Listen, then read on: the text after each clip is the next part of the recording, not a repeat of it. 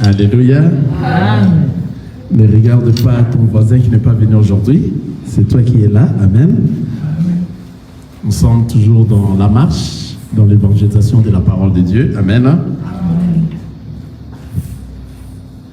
Et il y a quelqu'un qui m'a posé la question, qui m'a dit, mais frère Patrice, vous savez, il y a aussi des païens qui prient. Même les païens qui prient, le Seigneur écoute et exauce leurs prières. Moi, je l'ai dit, c'est faux. Amen. Alléluia. Je l'ai dit, c'est faux. Alors, il s'est mis à discuter avec moi. Amen. Et moi, je lui ai prouvé que dans le monde, il y a des vivants, il y a des morts. Alléluia. Si vous êtes des vivants, c'est-à-dire vous avez reçu la parole de Dieu et le Christ vit dans vous, c'est pour cela que vous êtes en train de vivre. Amen. Donc, c'est-à-dire des morts sont ceux-là qui n'ont pas reçu la parole de Dieu. Alors, comment expliquer un mort peut prier? Alléluia. Alléluia. Amen. Un mort ne prie pas. Si vous êtes mort, comment est-ce que vous allez prier? Parce que les morts ne prient pas. Amen. Comprenez que la parole nous dit, le Seigneur n'exauce pas les prières des païens. Donc si vous êtes païen, votre prière ne peut pas être exaucée. Parce que tu es un mort. Le Seigneur exauce la prière de vivants seulement. Amen. Et je l'ai dit, c'est pour cela la Bible dit que tout ce qui respire loue l'Éternel. Ce n'est pas tout le monde qui respire. Parce que la respiration, c'est le Seigneur qui les donne. Et la personne qui respire, ce n'est qu'un enfant de Dieu. Donc ce n'est pas donné à tout le monde de louer le Seigneur. Alléluia. Louer le Seigneur, c'est réservé seulement à ceux qui vivent. Ceux qui sont des morts ne sauront pas louer le Seigneur. Amen. Et il y a aussi un frère à qui j'avais invité l'autre fois. Le frère qui me dit que, vous savez, mon temps n'est pas encore arrivé. Lorsque le temps arrivera, je viendrai. Je lui ai dit, quand est-ce que tu attends parler de temps qui n'est pas encore arrivé? Mon temps n'a pas encore sonné. Voilà, il a dit à Ningala, mon temps n'a pas encore sonné. Je vous suis souvent, la manière dont vous prêchez la parole, en tout cas, ça m'attire. J'ai dit non, ne suivez pas la manière dont je prêche. Suis la parole de Dieu qui va t'attirer. Le Seigneur Jésus, au travers de sa parole, et sa parole va changer quelque chose dans toi, c'est ce qui va t'attirer. Et si tu me parles de temps, ça m'étonne. Pourquoi? Parce que c'est lui-même qui a fait que nous puissions avoir cette conversation. Ton temps est déjà là. Alléluia. Mais toi, tu refuses. Tu vois ça? Ton temps est là, mais ta chair et le besoin de ce monde fait que toi, tu n'arrives pas encore à venir. Parce que ce n'est pas un hasard que le Seigneur t'approche auprès de moi et que nous puissions discuter de la part de notre Seigneur Jésus. Et je lui ai donné un exemple. J'ai dit, il y a un frère qui vient de nous laisser actuellement. Il m'a dit la même chose. Nous étions là, c'était au mois de juillet. L'Esprit nous a amenés pour aller prêcher un de nos frères qui était ensemble. Le groupe de nos frères qui était sous l'arbre à Burston, c'est un endroit où on appelle Parlement. Amen. Et le Seigneur nous a envoyés par là. Et nous sommes allés là-bas avec le frère Chai. On a prêché par rapport à la parole de Dieu. On a évangélisé par rapport à la mort. Après la mort, où irons-nous? Voilà, c'est la grande question. C'est la finalité des choses. Savoir, après cette vie ici sur la terre, où est-ce que nous serons? Alors, pour habiter dans la maison de notre Père, il faut, pendant que tu es vivant, que toi, tu reçoives le Christ dans toi et que tu changes ta vie. Une fois que tu meurs, tu n'auras plus cette occasion. Alléluia. Le frère posait beaucoup de questions.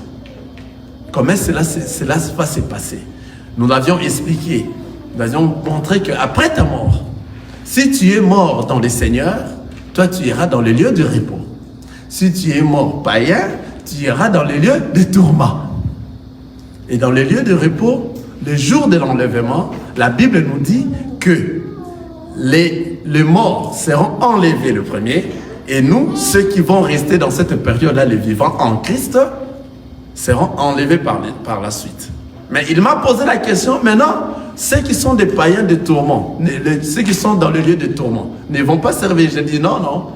Et comme ils sont morts, ils iront dans le lieu de tourment et ils seront tourmentés durant toute leur vie jusqu'à la seconde résurrection. La seconde résurrection sera pour le jugement. On appelle ça le trône blanc. Ça sera pour le jugement. Or, la première résurrection, c'est pour ceux-là qui sont des vierges folles qui vont rater l'enlèvement et ils vont se rétablir parce qu'ils ont vu que la vierge sage est partie. Maintenant, la vierge folle va se dire, waouh, moi aussi, je m'ensemble avec la vierge sage. Je ne peux pas rester. À ce moment, la foi sera par les œuvres. Et ça sera à ce moment, après l'enlèvement, que le ciel va se fermer. Alléluia. Parce que vous savez déjà que le ciel a été ouvert depuis le jour de la Pentecôte. Le ciel a été ouvert. À quiconque qui croit et qui reçoit le Christ comme Seigneur et Sauveur, il est appelé enfant de Dieu. Et lorsqu'il marche à la crainte de la parole de Dieu, c'est lui maintenant, s'il est vivant, l'enlèvement arrivé, il sera enlevé. S'il meurt, il va aller dans le lieu de repos et il va être enlevé le premier et ceux qui seront vivants par la suite. Mais ceux qui vont mourir dans les péchés, ceux-là vont aller dans le lieu de tourment. Et le lieu de tourment, ils vont rester là-bas. Imaginez-vous. Jusqu'à la seconde résurrection. C'est-à-dire quoi, si nous parlons jusqu'à la seconde résurrection? Parce qu'après l'enlèvement, l'Église est partie.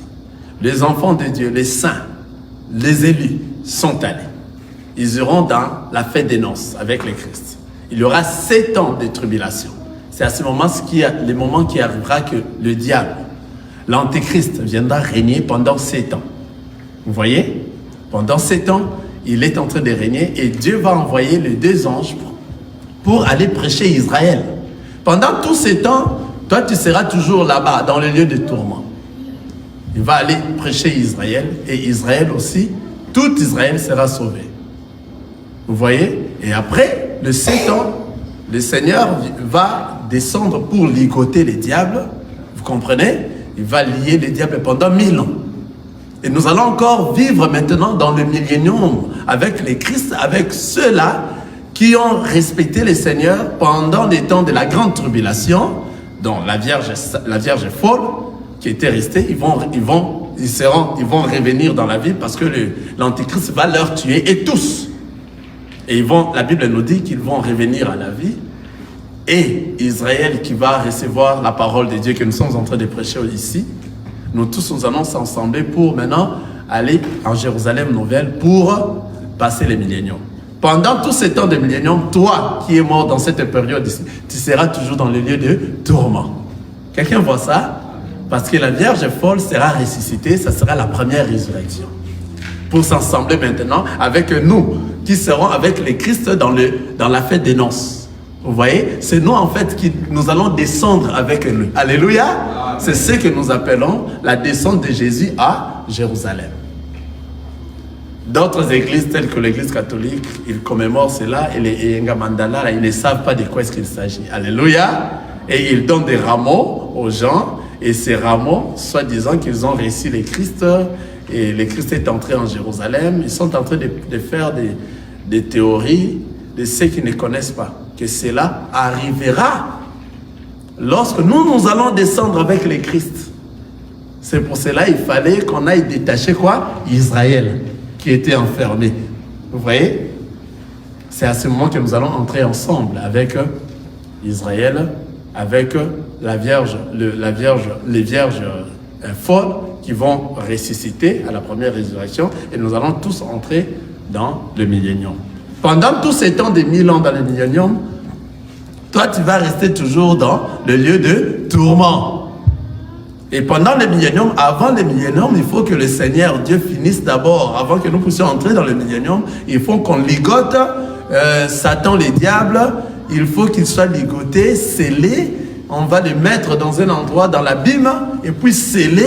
Et il va rester là-bas pour qu'il ne puisse plus séduire. Et nous allons vivre le millénium avec le Seigneur dans lui-même, roi des rois, dans son royaume. Vous voyez ce qui va se passer. J'ai essayé d'expliquer le monsieur. Vous voyez que tu vas demeurer là-bas pendant tout ce temps. Et quoi viendra maintenant? La seconde résurrection, ça sera pour les jugements. Qui seront jugés? Ce sont ceux-là qui n'ont pas marché par rapport à la parole de Dieu. Car les enfants de Dieu, pendant que nous sommes en train de vivre ici, nous sommes en train de passer par des jugements. Quels sont ces jugements? Ces jugements, c'est nous sommes en train de traverser et nous sommes mis dans le feu. Et nous traversons ce que nous appelons des tribulations. Alléluia. Je ne suis pas en train de dire la grande tribulation, mais je dis de tribulation. Quelles sont ces tribulations? Ces tribulations sont liées à la chair. Alléluia. La chair, avec tous ses désirs, nous emporte afin que nous puissions tomber et nous puissions suivre les choses de ce monde. Vous voyez? Maintenant, étant enfant de Dieu, tu vas lutter contre ça. C'est pour cela nous sommes dans la marche. Nous sommes dans les combats. Nous sommes dans la course. Alléluia. Amen. Tu dois lutter contre tous ces désirs de la chair. Et pendant que tu es en train de lutter et tu es en train de convaincre cela, de vaincre cela, c'est à ce moment que toi, tu es en train d'être jugé. Alléluia. Tu t'es décidé que toi, tu ne vas plus tomber dans le péché. Tu es devenu une nouvelle créature en Jésus-Christ. Il y aura pas mal de tentations qui surviendront, mais toi, parce que tu es enfant de Dieu, tu seras soutenu. Car ce n'est plus toi qui vis, c'est le Christ qui est dans toi. Car la parole nous a dit, celui qui aime le Christ, il doit garder quoi? Ses commandements. Garder ses commandements, c'est la parole de Christ que tu dois garder dans toi. Alléluia. Et c'est cette parole-là qui va te fortifier à tout moment, afin que toi, tu n'arrives point à tomber. Et le frère m'a écouté. Et après, je lui ai dit, regardez, nous, on s'ensemble à Racheville, s'il faut que tu viennes. Et il m'a dit, non, mon temps n'est pas encore arrivé. J'ai dit, mais quel temps tu attends encore? C'est le temps ici que le Seigneur nous a réveillés, nous a poussés de s'approcher auprès de vous, afin que nous puissions parler de sa part. Pour que tu puisses écouter, tu ne sais pas demain. Alléluia. Après le mois de juillet, c'est le mois d'août. Le début du mois de septembre, le frère est décédé. Alléluia. Nous connaissons le frère comment? Le frère non, le frère il est le frère de frère Eb. Yao. On était en conversation avec lui, le Seigneur, peut-être, on ne sait jamais, c'était peut-être sa dernière chance d'écouter la voix du Seigneur, parce que son temps était prêt pour quitter ce monde. Alléluia. On ne sait pas si il avait mis en application ce que nous l'avions prêché pendant ces temps-là. Amen. Voilà. Nous parlons la vérité. Nous étions venus leur trouver dans un endroit où ils prennent de la bière, ils sont dans leur ambiance, il y a la musique, il y a de quoi et quoi. Mais l'Esprit du Seigneur nous a poussés à aller prêcher là-bas. J'espère que ceux qui habitent Princeton connaissent là, on appelle Parlement. Amen. Vous comprenez? S'il n'a pas profité de cette occasion, et moi je l'ai dit, le temps c'est maintenant. On ne sait plus quand est-ce que cela peut venir. La mort peut venir nous surprendre. Et nous les enfants de Dieu, nous sommes fiers de mourir. Car la mort c'est un gain pour nous. Alléluia. Une fois que je meurs, c'est-à-dire je n'aurai plus à me forcer pour que je fasse du bien. C'est-à-dire si je meurs dans le Seigneur, je meurs déjà dans le Seigneur, je suis un candidat qui va aller se reposer dans le sein d'Abraham le jour d'enlèvement. Je pars. Maintenant, ceux qui restent dans la vie, ceux qui continuent à vivre, ce sont ceux-là qui vont continuer à s'efforcer pour marcher à la crainte de la parole de Dieu. Mais moi, je suis mort déjà dans le Seigneur. Vous voyez que c'est un gain pour moi pour recevoir la vie éternelle. Donc moi, je suis déjà mis à part. C'est-à-dire la mort pour moi, c'est un gain. Alléluia. Amen. Vous comprenez? C'est comme ça. C'est la parole de Dieu. Si le temps où le Seigneur te parle à ce moment, la Bible dit, lorsque vous entendez ma voix, n'endurcissez pas vos cœurs. N'endurcissez pas. Ouvrez. Allez-y directement. Ne dis pas que ton temps n'est pas encore arrivé, tu ne connais pas demain. Peut-être c'était la dernière occasion que le Seigneur t'a donnée. Alléluia. Afin que toi, tu sois changé. Parce que le Seigneur n'a jamais eu tort. Alléluia. Peut-être moi, lorsque nous étions partis avec le frère Chai, nous étions peut-être les derniers pousses que le Seigneur a poussés. Il y en avait eu beaucoup qui étaient venus avant nous. Peut-être. Alléluia. Si le frère avait profité de ce que nous lui avions dit et il l'a mis en application, il est dans les bons. Alléluia. Il est dans les bons.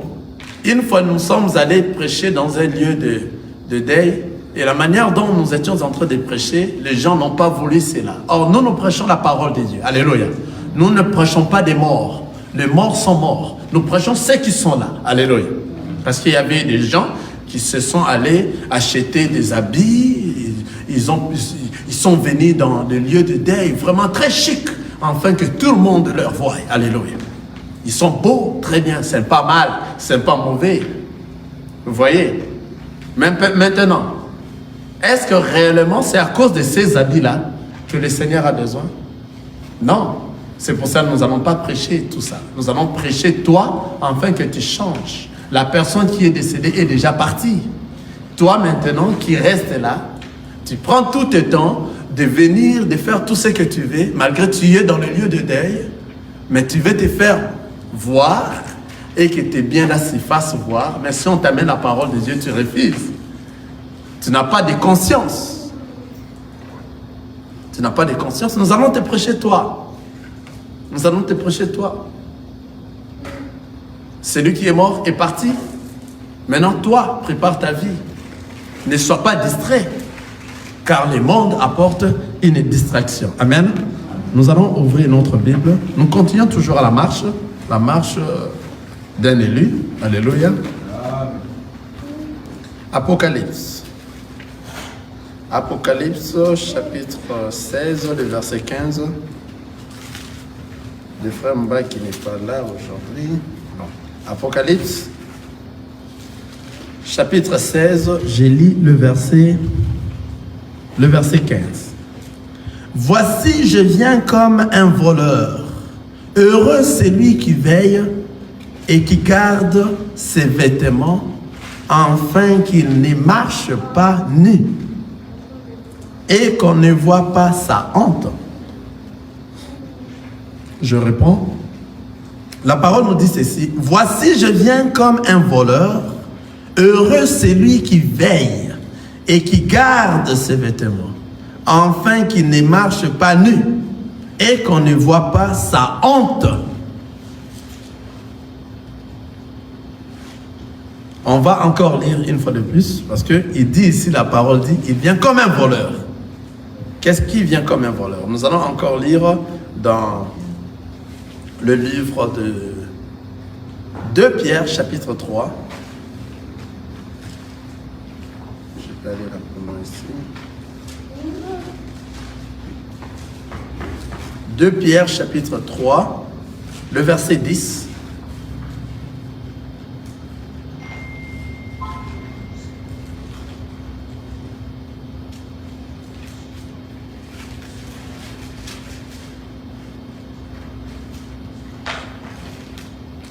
Pierre, chapitre 3, le verset 10. J'ai lu au nom de Jésus. Amen. Les jours du Seigneur viendra comme un voleur. En ces jours, les cieux passeront avec fracas. Les éléments embrassés se dissoudront et la terre, avec les œuvres qu'elle renferme, sera consumée. Amen. Amen. Le jour du Seigneur. Alléluia.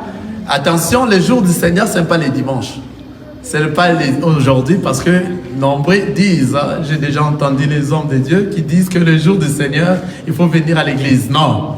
Le jour du Seigneur, c'est la colère de Dieu.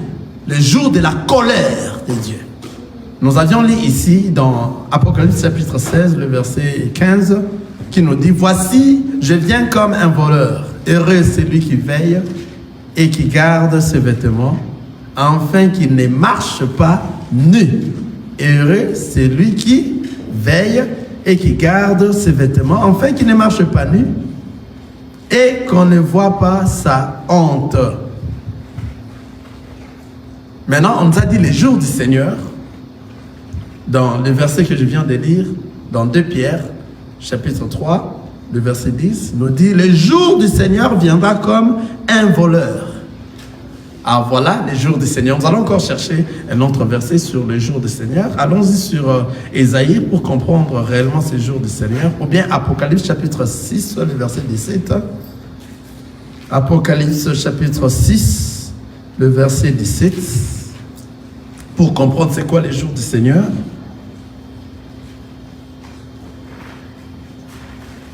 Car le grand jour de sa colère est venu. Et qui peut subsister? C'est-à-dire, c'est les jours du Seigneur. Alléluia. Dans les jours du Seigneur, c'est le grand jour du colère, de la colère de notre Dieu. Ces jours-là. Qui peut subsister ces jours-là? On peut encore lire dans Ésaïe, celui qui est prêt, Ésaïe chapitre 13, le verset 9 à 11.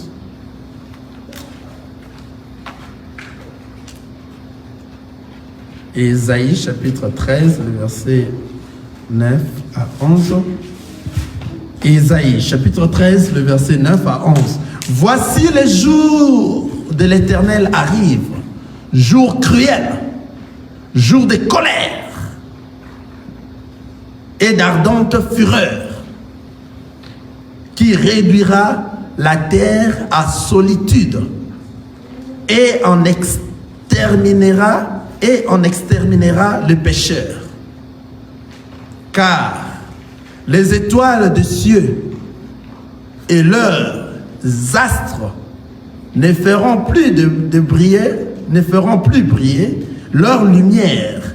Les soleils s'obscurera, ne feront plus briller leur lumière. Les soleils s'obscurira de son lever. Et la lune ne fera plus luire sa clarté. Je punirai le monde pour sa malice et le méchant pour leur iniquité. Je ferai cesser l'orgueil des hautains et j'abattrai l'arrogance des tyrans. Alléluia. Vous avez vu les jours du Seigneur. Et il dit, voici, il vient comme un voleur. Dans Apocalypse chapitre 16, il vient comme un voleur. C'est-à-dire, l'arrivée de notre Seigneur Jésus-Christ, personne ne saura, et il dit, veillez. Ici, on ne parle pas seulement d'enlèvement, et on parle aussi d'état mort. Alléluia. Donc, c'est-à-dire, veillez. Donc, le jour du Seigneur viendra, et ce jour-là, c'est le jour de la colère. Contre qui? Cette colère sera contre tous ceux qui marcheront en dehors de la parole de Dieu. Pas contre les enfants de Dieu. Les enfants de Dieu seront déjà enlevés parce que Dieu, les enfants de Dieu, les élus, sont l'épouse de notre Seigneur Jésus-Christ. Et le Seigneur fera en sorte que son épouse ne voie pas la honte, ne voie pas la colère de son époux. Le Seigneur ne voudra pas que l'épouse voie la colère. Pour que l'épouse ne voie pas la colère, il faut que l'épouse soit enlevée. Alléluia. L'épouse doit d'abord être enlevée et maintenant lorsqu'il va commencer à frapper, et cette frappe-là sera terrible. Et il va frapper tous ceux qui vont marcher en dehors, tous ceux qui ont marché en dehors de la parole de Dieu. Tous ceux à qui ils ont eu l'occasion d'écouter la parole, ils ont ignoré cela. Tous ceux qui n'ont pas été prédestinés. Alléluia. Parce que tous ceux qui vont rentrer au ciel ne sont que ceux qui ont été prédestinés. Ce sont que ceux-là qui vont reconnaître la voix du Père et ils vont suivre. Car leur nom est écrit. Quelqu'un est en train de voir ça? Amen. Leur nom est écrit. Leur nom est écrit dans le ciel. Vous vous souvenez, là où Jésus-Christ, les apôtres sont venus lui dire que les mauvais esprits nous ont obéi par des miracles. Alléluia. Luc chapitre 10, on va lire ça. On verra ça, ça va être dans Luc chapitre 10.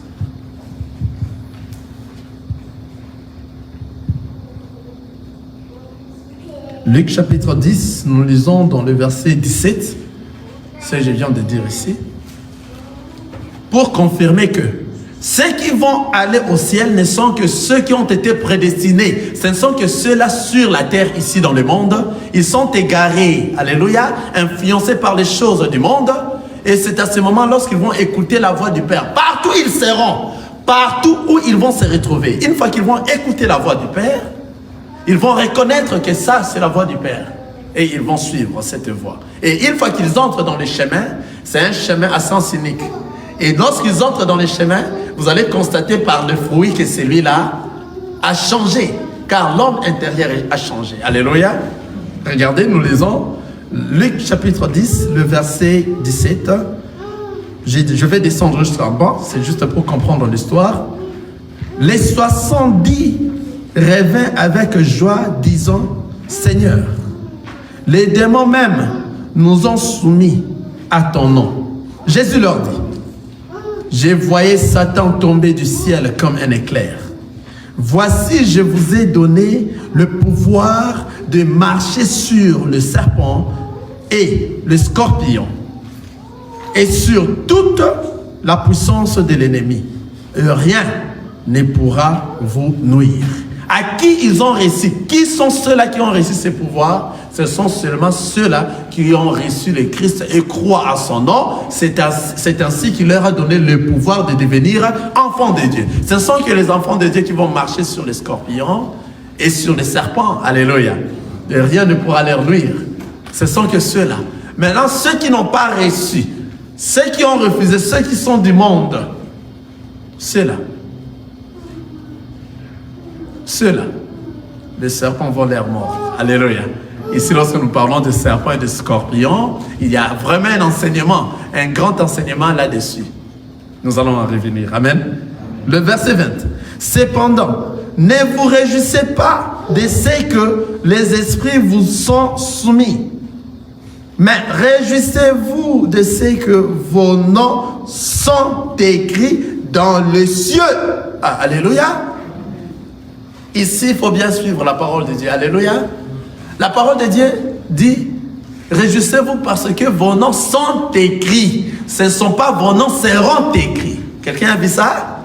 C'est-à-dire, vos noms sont écrits, c'est-à-dire, vous êtes déjà choisis, vous étiez déjà, avant la création, vous avez été prédestinés parce que vos noms sont déjà écrits. Ce n'est pas que ici la parole nous a dit, vos noms seront écrits. Non, non, non, non, non, non, non. Soyez, réjouissez-vous, pas parce que les esprits mauvais vous ont été soumis, mais réjouissez-vous parce que vos noms sont écrits. Ah, ici, qu'est-ce que le Seigneur allait parler?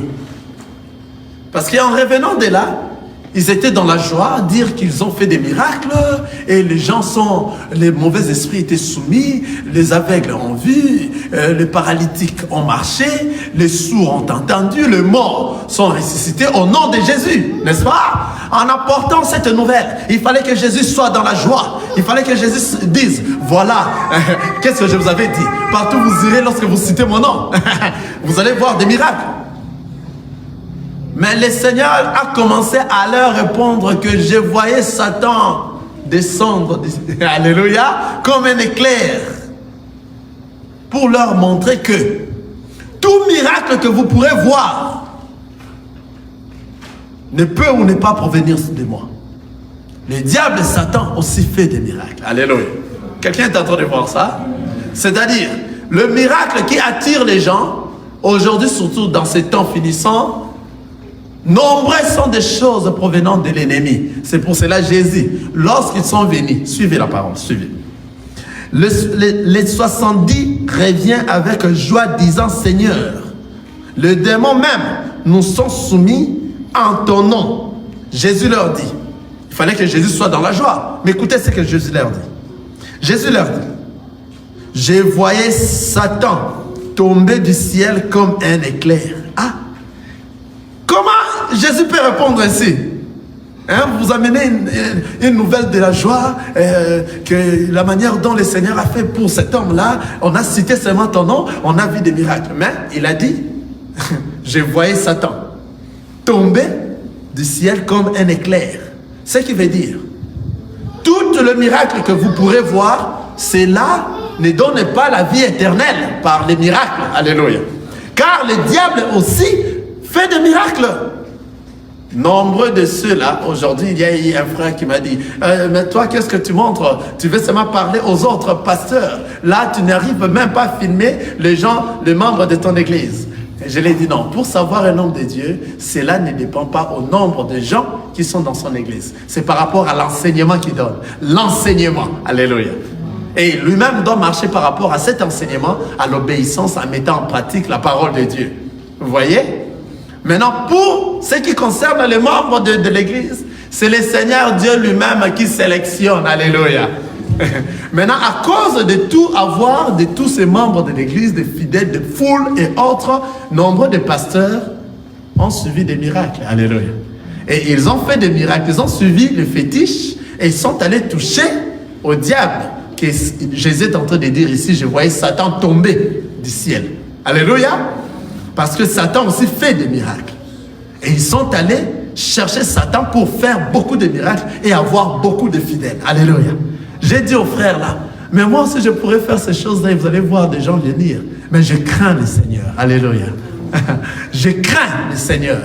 Je peux commencer à faire de toutes ces choses-là que les autres font, mais je ne pourrai pas. Parce que je cherche à porter la couronne. Je vais aller au ciel. Je vais être enlevé. On a été proposé l'autre fois, je vous avais parlé, par les gens de ces pays, parce que vous savez, les gens ici dans ces pays, il y a pas mal de la franc-maçon. On nous a proposé d'avoir des gens. Ils m'ont dit, mais je ne sais pas comment ils ont su que je suis pasteur. Ils ont su que nous avons un ensemble tel endroit. Ils sont venus me proposer pour me dire que regarde, c'est toi le frère Patrice. Ils m'ont appelé, c'est toi Patrice? J'ai dit oui, c'est moi. Il parlait l'anglais. Mais on a besoin, est-ce que tu ne peux pas venir s'inscrire? Parce que nous aidons les églises afin que tu aies beaucoup de membres, juste après un mois. J'ai dit, ça c'est quoi? C'est quelle organisation comme ça? Et je les ai dit, moi je n'ai jamais entendu cela. Oh non, dans ton église tu verras. J'ai dit, non, moi je n'ai pas d'église. L'église ne m'appartient pas. L'église appartient à Jésus-Christ. C'est lui le visionnaire de l'église. C'est lui qui doit amener les gens dans son église. Qui êtes-vous? Oh non, regardez, il commence à parler. Regardez, nous faisons ceci, on fait cela, nous allons faire des spots. Et à partir de votre inscription et que vous êtes devenu notre membre, c'est tout. Tu verras qu'il y aura après un mois seulement, plein là où tu es. Plein de gens vont poursuivre là où tu es. Je dis non. Moi, ce que je sais, je ne suis pas d'abord le responsable de l'église. Le responsable de l'église, c'est le Seigneur Jésus-Christ. Le visionnaire de l'église, c'est lui. Or, la parole nous dit, ce n'est que lui qui sélectionne. Si lui n'appelle pas, personne ne peut venir. C'est lui qui appelle ses enfants auprès de lui. Alléluia. Alors, c'est lui-même qui va attirer les gens vers lui, vers son ensemble. Qui êtes-vous pour venir aider celui qui est le Seigneur? Car c'est lui qui connaît qui sont ceux-là qui vont hériter le royaume des cieux. Et je les ai dit, le chemin qui amène dans la perdition est vaste et ouvert. Nombreux partent dans ce chemin. Mais le chemin qui amène dans la vie éternelle est petit, rétréci. Il y a peu de gens qui la retrouvent. Vous comprenez? Pour entrer dans le royaume des cieux, ce n'est pas toujours voir des foules. Alléluia. Et ces frères-là, ils étaient affaiblis parce que moi, je les ai parlé de la parole de Dieu. Ils m'ont dit, mais tu vois, je m'excuse, tu vois, tu vas rester pauvre comme ça parce que tu ne vas pas bénéficier de ton église. Je les ai dit, non, ce n'est pas mon église. L'église appartient au visionnaire qui est le Seigneur Jésus-Christ. C'est lui-même qui fera enfin que les gens viennent. Alors, qui sont ceux-là qui vont venir? Ce n'est pas tout le monde. C'est pour ça que nous sommes en train de dire ici, les noms sont écrits dans le ciel. Qui sont ceux-là que leurs noms sont écrits dans le ciel? Ce sont des enfants de Dieu qui sont dans le monde, qui sont égarés, influencés par les choses de ce monde. Mais les jours où ils vont écouter la vraie parole, ils vont écouter la voix de notre Seigneur Jésus-Christ, ils seront tourmentés. Ils vont reconnaître cette voix et ils vont suivre. Car leur nom est écrit. C'est pour ça que la parole nous dit, même un insensé, alléluia, même un insensé ne va pas se perdre du chemin qui nous amène au retour. Parce que les enfants de Dieu, nous ne partons pas au ciel. nous retournons à la maison. Alléluia. Parce que nous venons de là. Nous venons de l'éternité et nous allons retourner à l'éternité. C'est le monde qui nous a influencés. Parce que nos noms sont écrits. Nos noms ne seront pas écrits. Nos noms sont écrits déjà. Que toi, tu es un enfant de Dieu. Même si tu marches dans le monde, dans des acrobaties et autres. Mais comme ton nom est écrit, tu finiras par écouter la bonne parole. Et tu vas discerner. Et tu vas avoir le courage, alléluia, de dire que non, depuis que j'ai écouté cette parole, c'est différent. Je vais entrer dans le chemin et ce chemin va me faire regagner la maison. La maison, c'est la vie éternelle. Vous voyez? Ils sont revenus et ils ont dit à Dieu, à Jésus, que le démon, les mauvais esprits leur ont été soumises et ils ont fait des miracles au nom de Jésus. Mais Jésus n'était pas dans la joie parce qu'on l'avait dit cela. Car il sait, il connaît que le diable aussi fait des miracles. Et le diable fait beaucoup de miracles.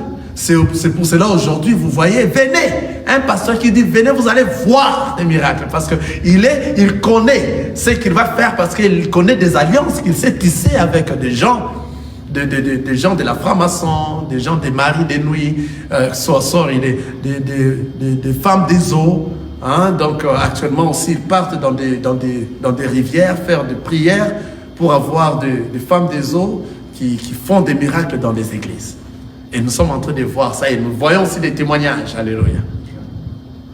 Il y a un pasteur qui a fait son témoignage au Nigeria, un pasteur au Nigeria, avant de mourir, il a tout dit. Comment ils partent pour aller coucher avec des mamiwata dans les eaux pour avoir des puissances et puis venir dans l'église et se plaire, avoir des miracles, ce qui s'opère. Voilà. Voilà. Jésus savait. J'ai vu Satan tomber du ciel comme un éclair. Satan aussi fait des miracles. Alors lorsque vous vous êtes réjouis, ne vous réjouissez pas pour les miracles. Alléluia. Car le miracle que le Seigneur était en train de faire dans ces temps, aujourd'hui, la vraie miracle, quelqu'un qui connaît, alléluia, on dit le miracle, n'est-ce pas? Le vrai miracle, le seul et l'unique vrai miracle, quelqu'un connaît ça? C'est de la mort à la vie. Le véritable miracle, c'est de la mort à la vie. C'est-à-dire, aujourd'hui, si tu écoutes la voix du Seigneur, n'endurcisse pas ton cœur. Car toi qui as écouté la voix, toi tu as été mort, tu étais dans les tombeaux. En écoutant cette voix va te réveiller comme a réveillé Lazare. Et tu vas sortir de là et tu vas marcher pour retourner où? À la maison. C'est toi qui étais mort, qui est ressuscité. Alléluia. Donc le plus grand miracle, c'est de la mort à la vie. Maintenant, ceux qui vont écouter la voix ne sont que ceux qui ont été prédestinés avant la création. Ce sont ceux-là qui sont dans le monde qui veut dire ils sont morts. Et lorsqu'ils vont écouter la voix du Père, ils vont reconnaître cette voix. Donc, c'est-à-dire, ceux-là qui sont dans le mort et dans le monde, ce sont des morts. Alléluia. En écoutant la voix va leur ressusciter et ils auront maintenant la vie. Lorsqu'ils auront la vie, ça sera la vie éternelle. Vous comprenez? Car ils vont marcher par rapport à la parole de Dieu et cette parole va leur conduire à la vie éternelle. Alléluia. Vous comprenez cela? C'est ça le plus grand miracle. Et tout ce que le Seigneur faisait, tout le miracle que le Seigneur était en train de faire, c'est ce que nous sommes en train de faire aujourd'hui. La parole de Dieu. Le Seigneur ouvrait les yeux de ceux qui ne voyaient pas. Alléluia. Aujourd'hui, lorsque nous sommes en train de prêcher cette parole, si tu es réellement un enfant de Dieu qui est dans le monde, tu es un homme aveugle. Et cette parole, si toi tu es venu de l'éternité, ça va t'ouvrir les yeux. Et tu vas comprendre, tu vas discerner. Tu vas te dire, mais comment cette parole-là est différente de ce que j'ai entendu avant? Voilà. Tes yeux sont ouverts. Pourquoi? Parce que la parole de Dieu ouvre les yeux des aveugles. Alléluia. Comme ça, tu sauras voir. Tes oreilles qui n'écoutaient pas, lorsque tu écoutes la voix du Père, tes oreilles seront quoi? Vous voyez les miracles qui sont en train de s'opérer. Tout celui à qui reçoit la parole de Dieu, et cette parole l'a changé. Il est devenu une nouvelle créature. Cette personne-là a quitté de la mort à la vie. Et il doit conserver cette parole afin qu'il marche jusqu'à arriver à la vie éternelle. Quelqu'un voit ça? C'est la vie éternelle que nous sommes en train de chercher. Le Seigneur les a dit, ne vous réjouissez pas pour ça. C'est-à-dire, les enfants de Dieu doivent connaître le Seigneur et doivent avoir l'enseignement en eux. Et cet enseignement doit leur faire discerner quelle est la vraie parole qu'ils doivent réellement suivre. Et cette parole qui va leur amener auprès du Seigneur. Alléluia. Dans le chemin. Et les yeux seront ouverts. Vous voyez? C'est ça le grand miracle. Quitter dans la mort, quitter dans l'état, quitter du mort à la vie. Donc sortir du monde pour avoir la vie éternelle. C'est pour cela que les 10 vierges sont sorties du monde et ils sont entrés dans les chemins. Vous voyez?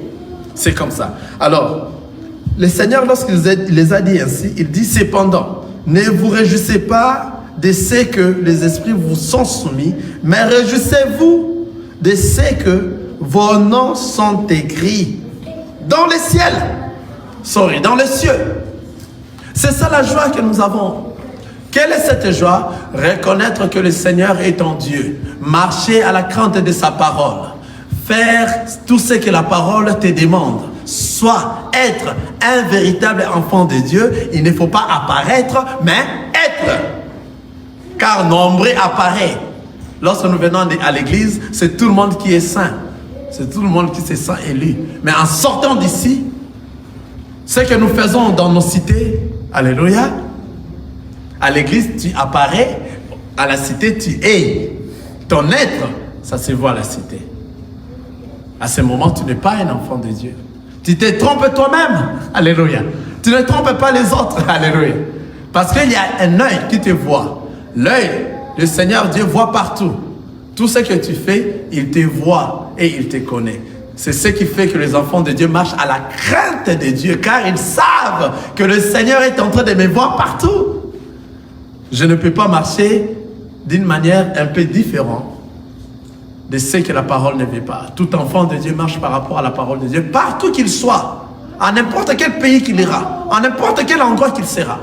Il va marcher comme un enfant de Dieu, car il sait la personne qu'il craint, il voit partout. Tu ne peux pas tromper le Seigneur, même dans ton cœur, même dans tes pensées. Il connaît ce que tu vas faire après ici. Il connaît si réellement toi tu es ici dans l'endroit de l'Assemblée. Il connaît si tes pensées ne sont pas ici. Il connaît tout. Tu ne sauras pas les tromper. Alléluia. Venir à l'église tel que vous venez à l'église, comme c'est une bonne chose à faire, comme c'est bien de venir à l'église, vous faites bien. Mais la personne qui ne vient pas à l'église pêche. Pourquoi? Parce que le Seigneur a dit, tout ce qui sait faire le bien et qui ne le fait pas, il pêche. Quelqu'un voit ça? Nombreux croient que, bon, même si je ne pars pas à l'église, mais toi tu es chrétien, comment tu ne pars pas? Tu as péché. Parce que tu sais venir à l'église, c'est bien. Et venir à l'église, c'est pour écouter la parole de Dieu qui va approfondir ta foi, afin que toi tu demeures dans la crainte de la parole de Dieu. Vous voyez? Mais toi, tu négliges cela.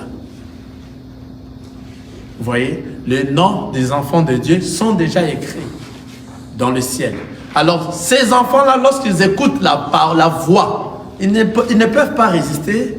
Cette voix va leur tourmenter. Et toute leur vie, si vous n'arrivez pas dans cet endroit où le Seigneur est en train de t'orienter, tu ne sauras plus. Car toi, le Seigneur t'avait déjà choisi avant le début de la création. Quelqu'un voit ça? Et c'est à ce moment que tu dois suivre. Les autres nous ont dit que comment le Seigneur Jésus est venu pour tout le monde. Nous avions dit non, c'est faux. S'il était venu pour tout le monde, il n'aurait pas dit ces versets ici que vos noms sont écrits. Amen. Il n'est pas venu pour tout le monde.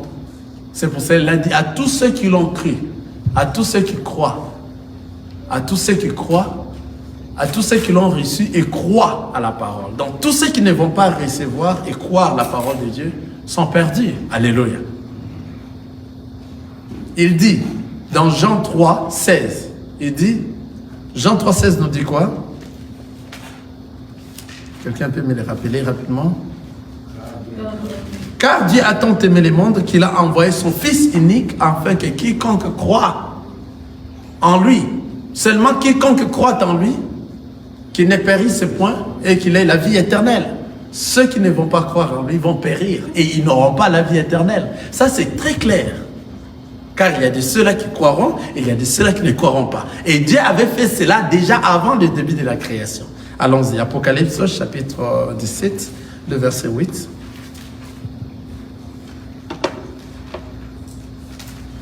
Apocalypse chapitre 17. Lisons dans le verset 8, j'espère.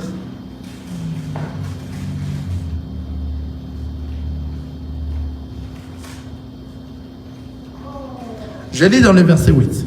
La bête que tu as vue était et elle n'est plus. Elle doit monter de l'abîme et aller à la perdition. Et les habitants de la terre, ceux dont le nom n'a pas été écrit dès la fondation du monde dans les livres de vie, s'étonneront en voyant la bête parce qu'elle était et qu'elle n'est plus et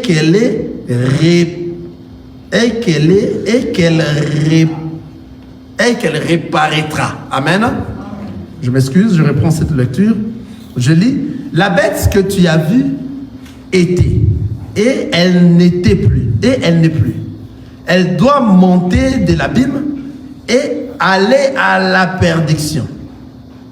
Et les habitants de la terre, ceux dont le nom n'a pas été écrit dès la fondation du monde, dans le livre de la vie, s'étonneront en voyant la bête parce qu'elle était et qu'elle n'est plus et qu'elle reparaîtra. Amen.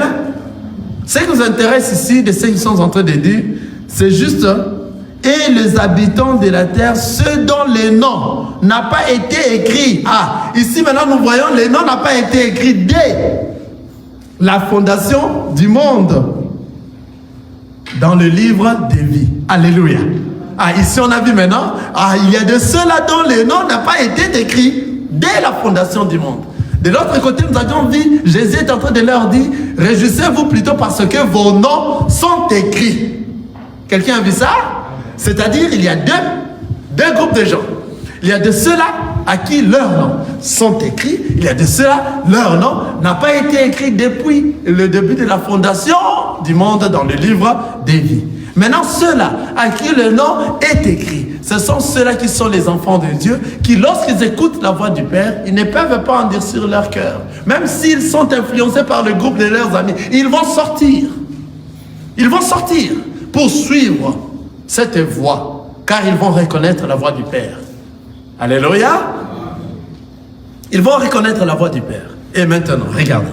Dans l'Apocalypse 16, là où nous étions, c'est l'Apocalypse 16, le verset 15, il nous dit, voici, je viens comme un voleur. Heureux celui qui veille et qui garde ses vêtements, afin qu'il ne marche pas nu et qu'on ne voit pas sa honte. Heureux celui qui veille.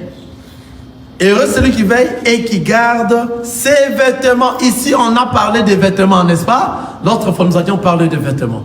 Le vêtement d'un enfant de Dieu, alléluia, c'est l'amour. On a parlé dans Galates. Nous avions cité Galates chapitre 5, le verset 22.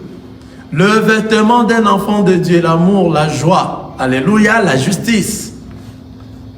Dans toutes ces choses, ce qui est plus grand, c'est l'amour. Alors, l'amour qui est le vêtement d'un enfant de Dieu, c'est l'amour de Christ. C'est-à-dire revêtir Christ dans ta vie. C'est ce vêtement-là qui va t'amener vers le Christ. Alors, c'est à cause de ces vêtements que toi, maintenant, tu ne vas plus dormir, tu vas faire quoi? Veiller. Or, toi, tu es une église, car ton corps est le temple de notre Seigneur Jésus-Christ. C'est là où le Christ veille. C'est là où le Christ reste, se repose. Donc toi, tu es une église qui doit faire quoi? Veiller. Tu n'es pas une église qui dort pour venir te réveiller. Alléluia. C'est pour cela qu'il n'existe pas des églises de réveil. Une église, là où le Christ habite, c'est une église veillée. Tu dois rester veillé jusqu'à ce que lui viendra, enfin que toi tu partes. Quelqu'un est en train de voir ça? Si toi tu es une église de réveil, c'est-à-dire toi tu dors, alléluia, c'est-à-dire tu es dans le péché parce que tu dors. Le Seigneur partait pour prier, avant qu'on puisse l'arrêter, il revenait, il trouvait les apôtres faisaient quoi? Dormir. Vous savez pourquoi les apôtres dormaient? C'est parce que les apôtres n'avaient pas encore reçu le Saint-Esprit dans cette période-là. Mais lorsque le Saint-Esprit est venu, les apôtres ne dormaient plus. Les apôtres sont devenus des églises qui veillaient. Alléluia! La lampe doit rester toujours allumée. Les apôtres sont devenus des églises qui veillaient. Depuis le jour que le Saint-Esprit est descendu, ils n'avaient plus peur, ils sont descendus, ils commencent à parler des oracles du Seigneur et parler en langue à multiples, beaucoup de gens. Au même jour, il y a eu 3000 convertis, à l'instant même. Alléluia. Vous comprenez? Donc, c'est-à-dire, lorsque vous êtes un enfant de Dieu, vous êtes celui qui a gardé la parole de Christ. C'est-à-dire, vous avez ramené le Christ dans votre cœur, dans votre corps. Il est resté, car ton corps est le temple, là où siège le Christ. Toi à qui le Christ siège, tu es télécommandé par lui. Tout ce que tu feras, c'est lui qui te dit de faire. Car ce n'est plus toi qui vis, c'est lui qui vit. Dans toi maintenant. Et toi, tu vas rester une église qui veille. C'est quoi veiller? Veiller, c'est-à-dire, tu rencontres réellement l'obstacle comme ça, et toi, tu arrives à briser cet obstacle. L'obstacle, c'est le péché. Tu rencontres une tentation comme ça. Hein? J'ai dit par rapport aux hommes. Une très jolie femme qui est venue et qui est en train de te tenter. Il est resté presque nu. Tu dis, au nom de Jésus-Christ, tu sors et tu fuis. Parce que c'est là que le diable est entré de toucher dans ces temps finissants. L'impudicité. Alléluia. La nudité devenir rien. Alléluia. Une femme, une fille, tu te rencontres avec quelqu'un comme ça et qui vient pour te déranger, tu es autre. Parce que toi, tu es un enfant de Dieu, ce n'est plus toi qui vis. Le Christ dans toi va te commander. Quitte cet endroit. Fuyez l'impudicité. Vous voyez? C'est-à-dire, toutes ces choses-là, ce sont ceux qui empêchent que toi, tu n'arrives pas. Mais en ayant Christ, toi, une église qui a Christ en toi, tu vas percer tout cela. Il va te donner la force de percer, de continuer à marcher à la crainte de sa vie, de sa parole, et jusqu'à arriver. À moins que tu ne sois pas choisi, tu vas tomber. Alléluia. Amen. Veillez et gardez ses vêtements afin qu'il ne marche pas nu. Afin qu'il ne marche pas nu et qu'on ne voit pas sa honte. Donc la nudité, c'est la honte. Alléluia. Nous avions parlé de la nudité lorsque Adam et Ève ont péché. Lorsque Adam et Ève ont péché, ils se sont retrouvés maintenant nus. Or, Adam et Ève étaient déjà nus, ils ne savaient pas qu'ils étaient nus. Donc, ils avaient l'habit de la gloire. Mais après avoir péché, ils se sont retrouvés nus. C'est-à-dire, le péché, c'est la nudité. Toute personne qui pêche, c'est une personne nue. Alléluia. Donc tu es nu. C'est ça ce que nous appelons la honte. Maintenant, la personne qui enlève la honte, c'est le Seigneur Jésus-Christ. Attention, ici, je ne suis pas en train de parler des choses du monde. Que si le Seigneur t'a enlevé la honte, que toi tu étais pauvre, tu es devenu riche. Non, je ne parle pas de ces choses-là. Que toi tu étais au Congo, tu as reçu le visa, le Seigneur t'a enlevé la honte. Non. La honte ici que je suis en train de... La parole est en train de parler. Enlever la honte, c'est te faire habiller. Alléluia. C'est pour cela que le Seigneur Jésus-Christ est allé sur la croix afin qu'il puisse mourir nu et prendre ses vêtements, t'habiller, que toi tu sois sauvé. Parce que toi, avec le péché, toi tu es un homme nu. Il fallait qu'on puisse te donner, il fallait qu'on puisse t'habiller. Qui va t'habiller? C'est le Seigneur Jésus-Christ. C'est lui qui enlève la honte. La honte qu'il est en train d'enlever, ce n'est pas parce que toi tu n'avais pas de mariage, tu t'es marié. Ce ne sont pas ces choses-là que la parole dit. La parole de Dieu prêche, non. Ce n'est pas parce que toi tu ne voyais pas, tu commences à voir. Non. Ce n'est pas parce que tu ne donnais pas, tu ne mettais pas au monde, tu commences à mettre au monde. Le Seigneur t'a enlevé la honte. Ce n'est pas ces choses-là que la parole est en train de parler. Ce n'est pas ça la honte. La honte, c'est le péché. Toute personne qui marche dans la honte, il est nu. Alors qui doit t'enlever la honte? C'est le Seigneur Jésus-Christ. C'est lui qui est venu sur la croix et il a passé sur la croix. Il s'est donné afin que toi, tu sois habillé. Amen. Ceux qui seront habillés ne sont que ceux-là qui ont été prédestinés. Ils vont reconnaître la voix du Père et ils vont suivre cette voie. Alléluia. Amen. Vous voyez? La honte ne sont pas des choses du monde. Alors on leur a sonné. Non. Dans l'essence du monde, ce n'est pas ça ce que la parole dit. Alors on leur a sonné, c'est-à-dire toi tu étais dans les péchés et le Seigneur, c'est lui qui a accepté d'aller mourir sur la croix afin que toi tu aies la vie. Il meurt. Il est allé mourir nu sur la croix et il a enlevé son habit et il t'a donné. Alléluia. Cet habillement que toi tu as, c'est ce qui va te faire ramener auprès de lui, c'est l'enlèvement. Cet habillement, c'est le Saint-Esprit. C'est le Saint-Esprit qui habite dans nos cœurs, dans le cœur de tout et chacun. C'est ce qui te fait discerner le bien et le mal. À chaque fois que tu veux tomber, le Saint-Esprit te dit non, ne fais pas ça. Fais ceci. C'est le Christ qui vit dans toi. C'est l'habit que tu as reçu. Et cet habillement que toi tu as porté, c'est parce que lui, il a accepté de mourir sur la croix et que toi tu sois sauvé. Que le Seigneur vous bénisse.